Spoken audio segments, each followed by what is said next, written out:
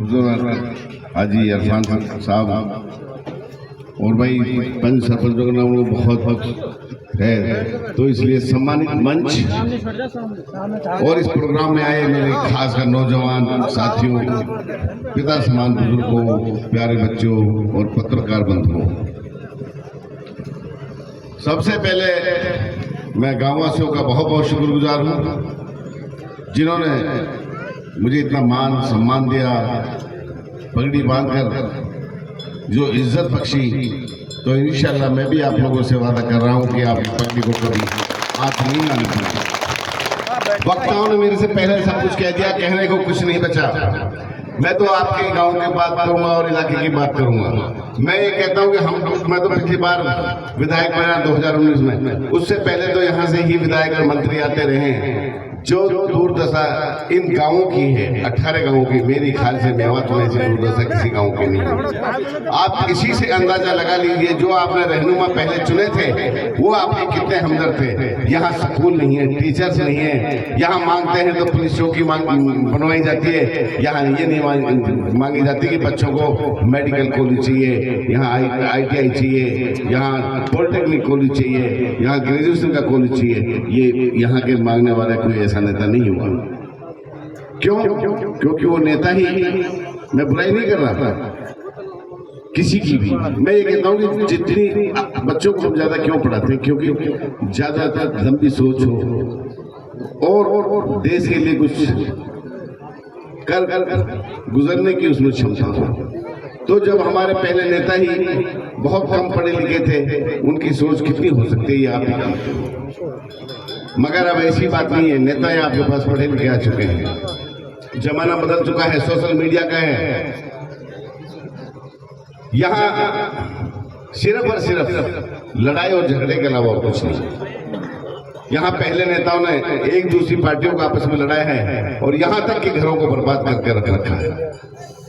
मेरे दोस्तों, मैं सबसे आपको एक ही सलाह दूंगा कि आप अपने बच्चे को पढ़ाओ लिखाओ। ये भी मानता हूँ कि यहाँ टीचरों की बहुत कमी है, स्कूल तो है यहाँ अरसान साहब, लेकिन अध्यापक नहीं है। हमारे ऐसे इस मेवात में कम से कम ऐसे 91 स्कूल है जिनमें एक भी अध्यापक नहीं है। 111 स्कूल ऐसे हैं जिनमें एक ही मास्टर है। तो ये बताओ शिक्षा में आगे मेवात कैसे बढ़े। हमारा मेवात कैडर था वो भी इस बीजेपी सरकार ने खत्म कर दिया। जो भी मेवात कैडर में ये भर्ती करते हैं, कुछ दिन बाद उनको ट्रांसफर करके दूसरे जिलों में लगा दिया जाता है। तो मैं ज्यादा टाइम नहीं लूंगा, प्रोग्राम और भी लगे हुए हैं। मैं इतना विश्वास दिलाता हूँ 18 गाँवों को, जिस तरह से आपने मान सम्मान किया है, जिस तरह से आप इन नेताओं के बीच में रह करके भी 2-2 प्रोग्राम एक गाँव में किए, इंशाल्लाह इन 18 गाँवों को किसी से पीछे नहीं करना। चाहे एजुकेशन में हो, चाहे स्वास्थ्य में हो, चाहे बिजली में हो, चाहे पीने के पानी की समस्या हो, चाहे गाँव में गलियों का काम हो, इंशाल्लाह सबसे शुरुआत करूंगा तो इन 18 गाँव से करूंगा और कहीं से नहीं। मैं आपको याद दिलाना चाहता हूँ विधानसभा की बात है कि आपने मैं विधायक यहाँ से बना के भेजा। मैं ये पूछना चाहता हूँ कि 2019 से पहले भी कभी आपने पता था कि विधानसभा में भी MLA बैठते हैं? पता था क्या? 2019 से पहले पता था कि विधायक विधानसभा में जाते हैं या कुछ मेवात की मांगों को उठाते सुना कभी? आपकी कोई ऐसी मांग मैंने नहीं छोड़ी जो विधानसभा में इस बीजेपी सरकार के सामने नहीं रखी। जो मांगे रखी थी, अब कांग्रेस की सरकार बनने जा रही है, अब उन मांगों को पूरा करने का वक्त आ गया है। मांगे भी मैंने मांगी थी, इंशाअल्लाह उन मांगों को भी मैं ही पूरा कराऊंगा आप लोगों को। आपको यहाँ स्टेट यूनिवर्सिटी चाहिए, रोहतक, जींद, कुरुक्षेत्र, सोनीपत, सिरसा, जहाँ 2-2 यूनिवर्सिटी, यहाँ एक स्टेट यूनिवर्सिटी नहीं देते। ये नहीं समझते कि मेवात हरियाणा का हिस्सा है। मगर इस बार जब यहाँ कांग्रेस सरकार बनेगी, हुड्डा जी से पहले ही वादा कर रखा है, चीफ मिनिस्टर बनते ही मुझे पहले स्टेट यूनिवर्सिटी चाहिए, मेवात कैनाल चाहिए, नेशनल हाईवे 248 को 4 मार्गे चाहिए। तो उन्होंने कहा कि पहले ही कलम से मैं तीनों काम मेवात करूंगा।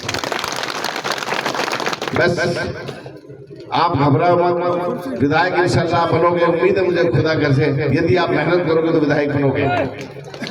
विधायक जब बनेंगे, हम कम से कम हमारे देश को हमको 5 टिकटें मिली हैं, ये बहुत बड़ी पार्टी है कांग्रेस की बहुत बड़ी बढ़ोतरी। और मैं सेशन नेतृत्व का भी धन्यवाद करता हूँ, राहुल जी हों, खड़गे जी हों, पावरिया जी हों और दीपेंद्र सिंह हुड्डा जी हों और हमारे अजय माखन जी हो, जो कि 5-5 हमें माइनॉरिटी में यहाँ हरियाणा में टिकट दी है। ये भी बहुत बड़ी बात है और इंशाल्लाह मुझे पूरी उम्मीद है कि माइनॉरिटी से 5 टिकट जीतेंगे और कांग्रेस की झोली में। अब मैं यही कहूंगा कि आने वाली 5 तारीख को आप लोगों ने, पिछली बार जब लोकसभा का इलेक्शन थे तो आप सो गए थे, क्यों? इन्होंने 2 दिन लगातार 24 घंटा लाइट दी थी।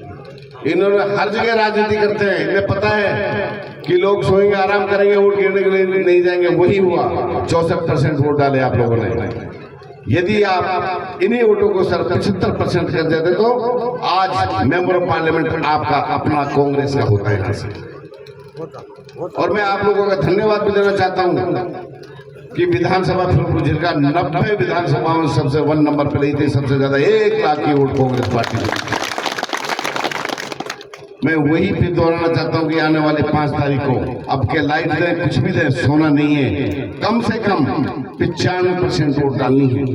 जितने भी वोटे बाहर है, चाहे हमारी बहन बेटे ड्राइवर है, 4 तारीख को शाम तक घर बुला लो और सुबह 7 बजे से लेकर शाम को 6 बजे तक अपनी वोटों को डाल के जब पेटी बंद हो जाए तब घर लौटना है आपको।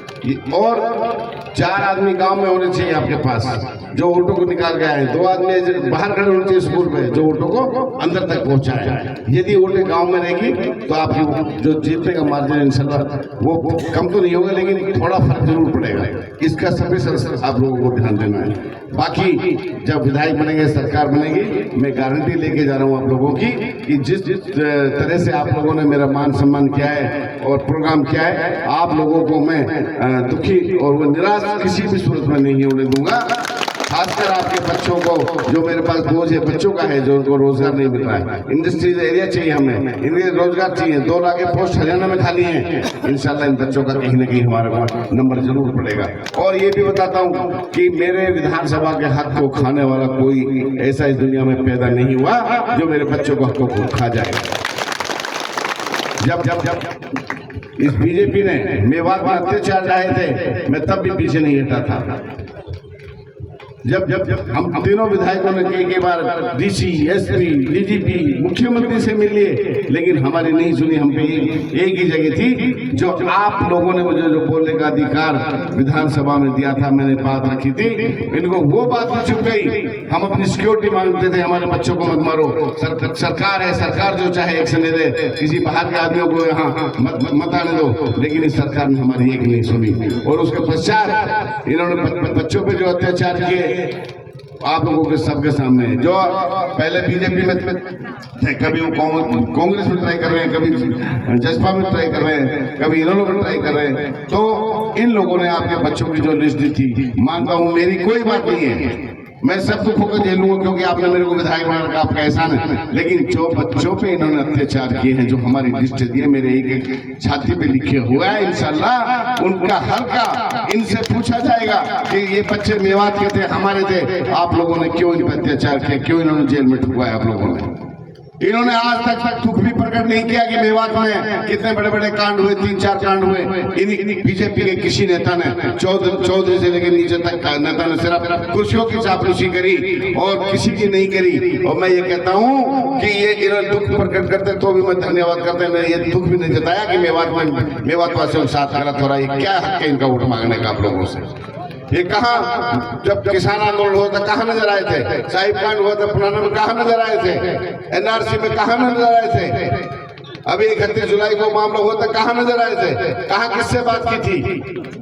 इनका कोई हक नहीं है वोट मांगने का। ऐसे को चलते बाहर का रास्ता दिखाने का टाइम आ गया।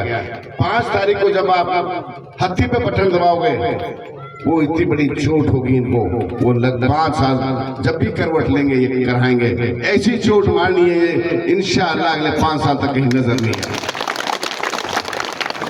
इंशाल्लाह हम नहू भी जीत रहे हैं आफ्ताब भाई बहुत ज्यादा वोटों से, यहाँ इलियास मंत्री जी भी जीत रहे हैं बहुत बड़ी वोटों से, वहाँ इसराइल जी भी जीत रहे हैं बहुत बहुत बड़ी वोटों से, और जगाधरी भी हम जीत रहे हैं बहुत ज्यादा वोटों से।